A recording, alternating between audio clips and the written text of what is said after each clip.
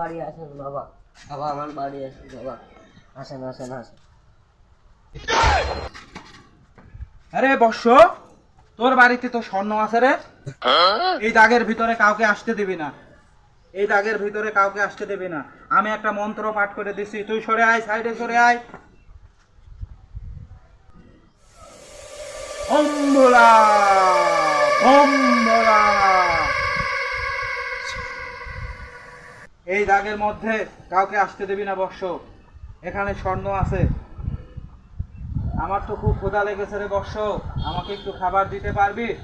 হ্যাঁ আসেন।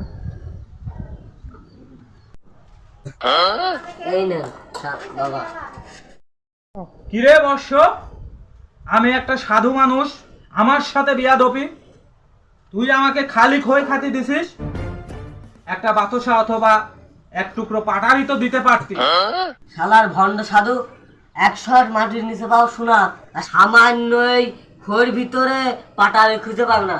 তুমি আছো সাধু? হ্যাঁ